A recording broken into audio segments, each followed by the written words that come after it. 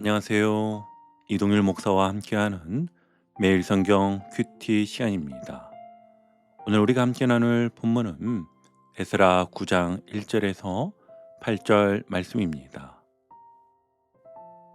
오늘 본문 속 이스라엘은 오랜 포로 생활을 마치고 예루살렘으로 돌아온 2차 귀환 공동체의 시점에 서 있습니다. 이 귀환은요, 단순한 이주가 아니었지요. 무너졌던 예배를 회복하고 다시 하나님의 백성답게 살기 위한 거룩한 재출발이었습니다. 에스라는 단순한 행정가가 아니라 말씀에 헌신한 학사이자 제사장이었는데요. 그럼 바벨론에서 철저히 말씀을 연구하며 하나님의 율법을 배우고 준행하며 가르치리라, 이 세 가지 결심을 품었지요. 그 결심 속에서 그는 약 1700명 남짓한 귀한 공동체를 이끌고 약 넉 달 동안의 험한 여정을 금식과 기도 속에서 하나님의 도우심을 받아 안전하게 예루살렘에 도착했습니다. 그렇게 도착하자마자 백성들은 잠깐의 쉼의 시간을 가진 후 제사를 드리고 예물을 성전 제사장들에게 넘기며 하나님께 드릴 수 있는 모든 예배를 회복했습니다. 그야말로 영적인 부흥의 시작점처럼 보였지요. 어제 함께 나눈 말씀이었는데요. 다들 기억나시죠? 모두가 감격했고 하나님께서 함께 하신다는 확신으로 가슴이 벅찼을 것입니다. 그런데 바로 그 평안의 순간에요, 에스라에게 한 가지 충격적인 보고가 들어옵니다. 예루살렘의 방백들이, 즉 지도자들이 다급히 찾아와 말하기를, 우리 1절 한번 볼게요.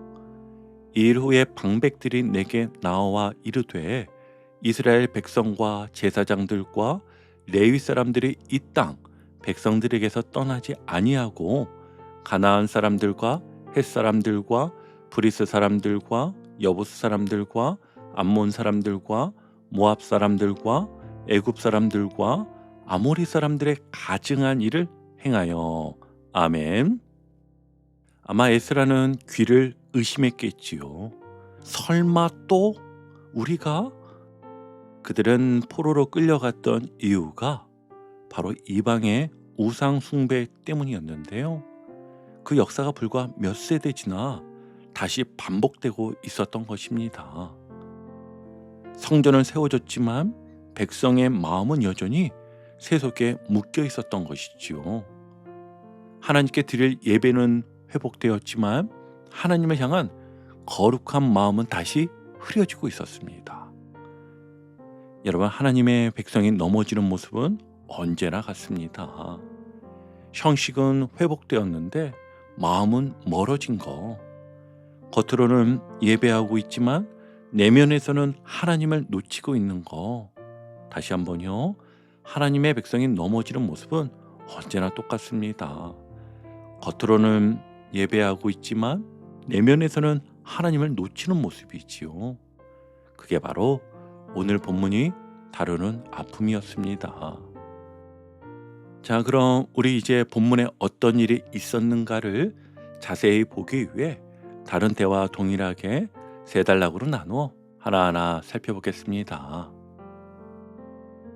첫 단락의 시작인 1절과 2절을 우리 다시 한번 같이 읽어보면, 이일 후에 방백들이 내게 나와 이르되 이스라엘 백성과 제사장들과 레위 사람들이 이 땅 백성들에게서 떠나지 아니하고 가나안 사람들과 헷 사람들과 브리스 사람들과 여부스 사람들과 암몬 사람들과 모압 사람들과 애굽 사람들과 아모리 사람들의 가증한 일을 행하여 그들의 딸을 맞이하여 아내와 며느리로 삼아 거룩한 자손이 그 지방 사람들과 서로 섞이게 하는데 방백들과 고관들이 이 죄에 더욱 으뜸이 되었다 하는지라.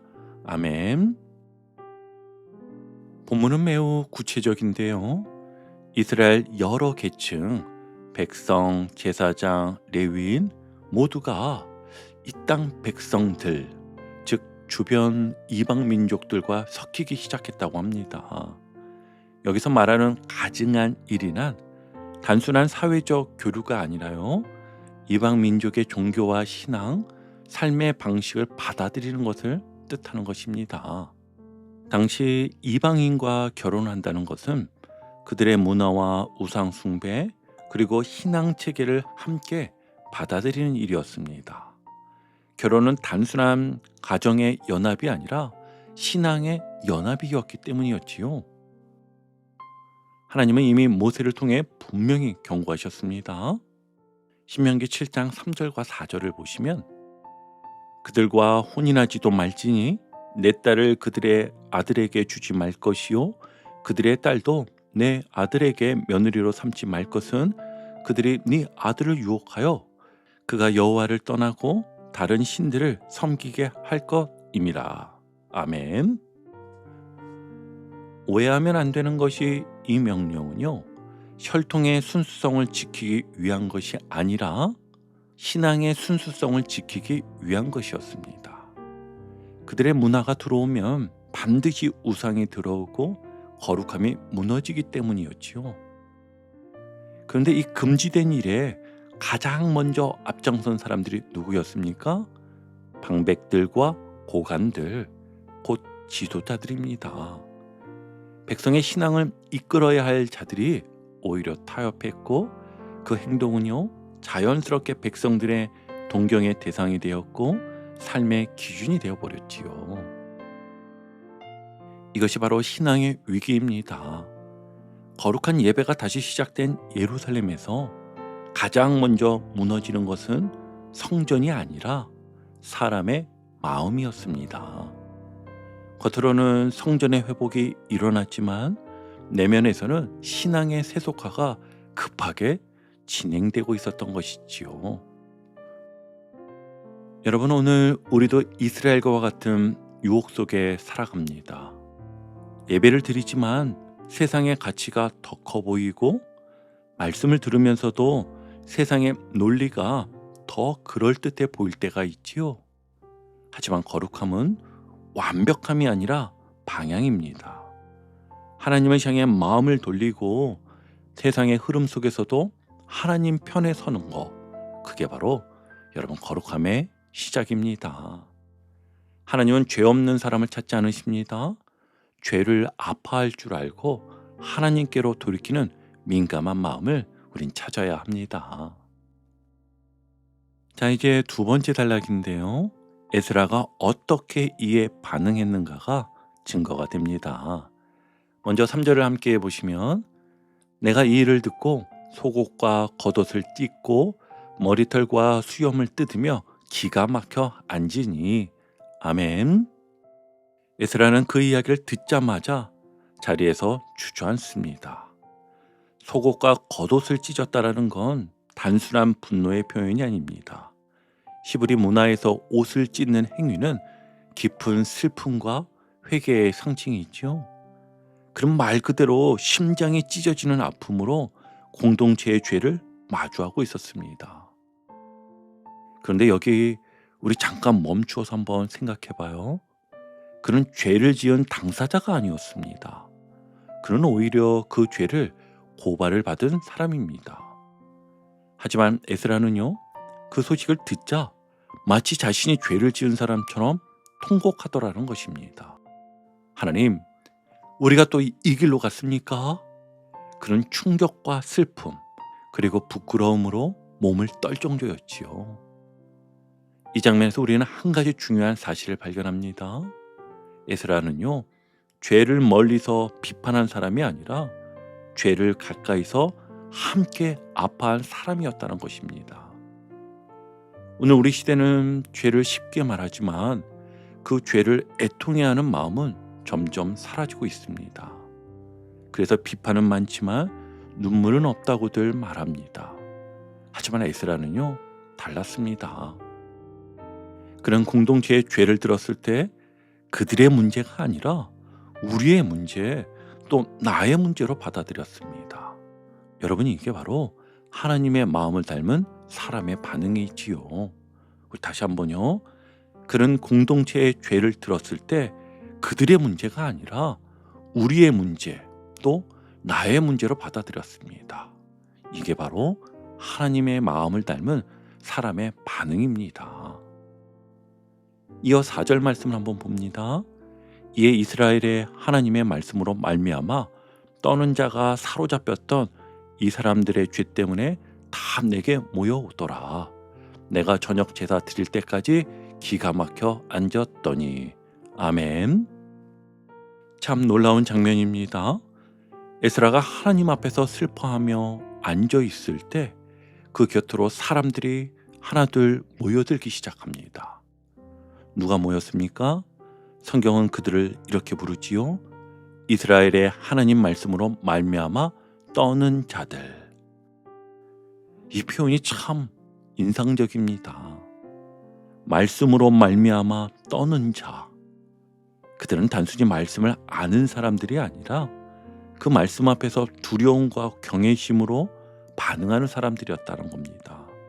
즉 하나님 말씀을 삶의 기준으로 삼고 말씀에 어긋난 현실을 보면 마음이 흔들리고 눈물이 나는 사람들입니다. 그런 사람들이 에스라 곁에 모였습니다. 그들은 세상이 무엇라 하든 하나님의 말씀 앞에서 다시 바로 서려는 사람들이었습니다.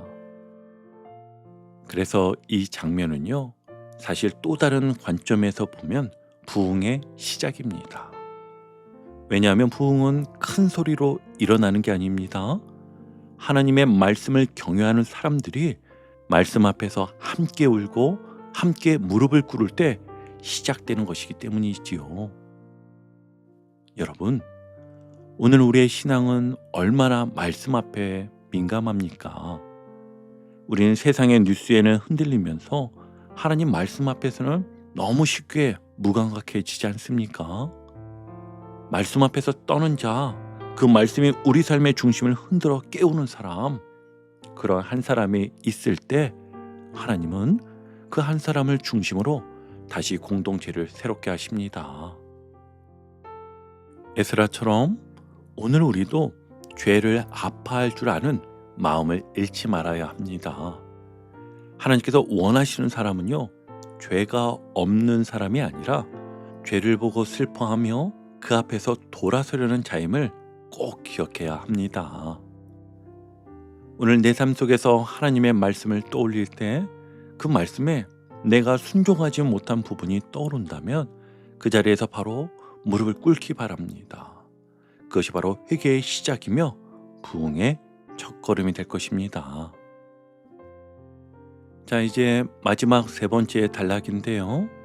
에스라는 깊은 애통 속에서 마침내 하나님 앞에 무릎을 꿇습니다. 에스라는 더 이상 참을 수 없었습니다. 그는 겉옷과 속옷을 찢은 채 하나님께 두 손을 들어 올립니다. 그 손은 탄식의 손이자 중보의 손이었습니다. 하나님, 제가 너무 부끄럽습니다. 그는 죄를 지은 백성들의 편에 서서 나의 하나님, 우리의 죄가 하늘에 닿았습니다 라고 고백을 합니다. 여기서 우리 주목할 표현이 있습니다. 그는 그들의 죄라고 하지 않았습니다. 우리의 죄라고 말하고 있지요. 이건 단순한 도덕적 책임감이 아닙니다. 그는 공동체 전체를 한 몸으로 보는 영적 통찰을 가지고 있었던 것이지요.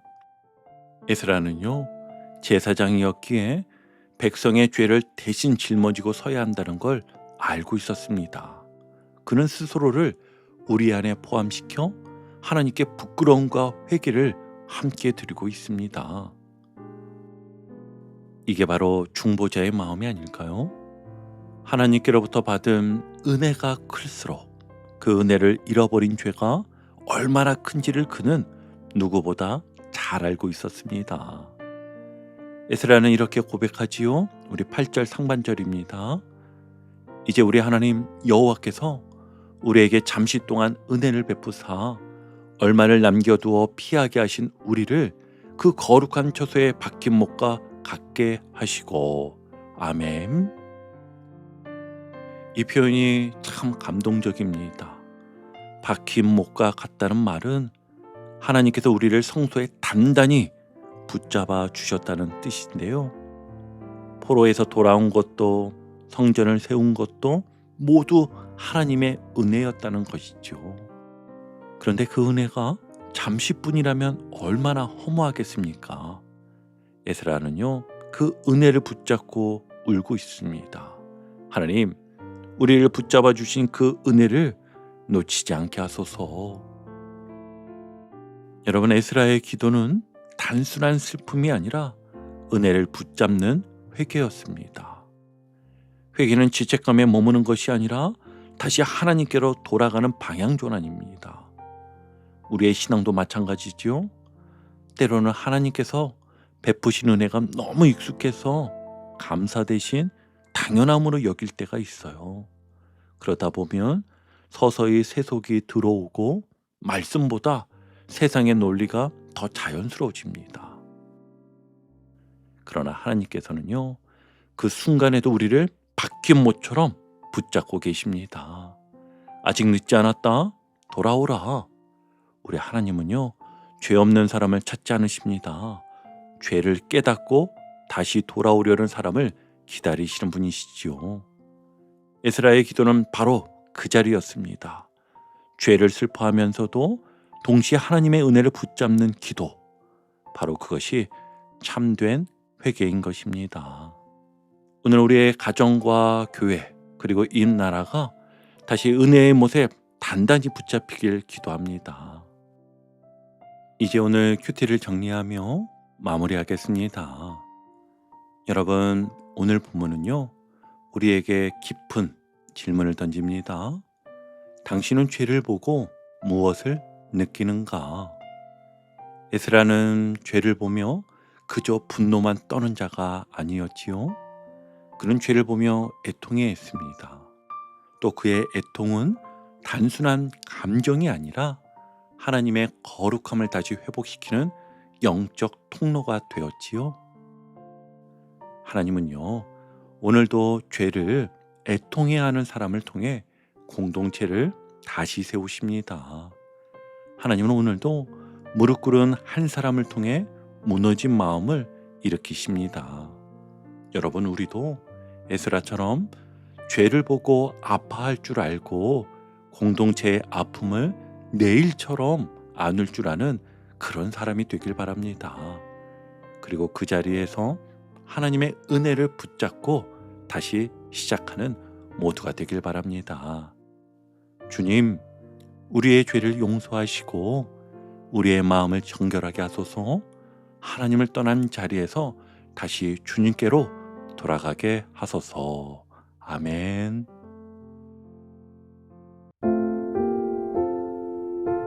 오늘도 복음의 기쁨과 확신으로 승리하는 하루 되시길 축복합니다. 함께 해주셔서 감사합니다. 내일 큐티 시간에 다시 뵙겠습니다.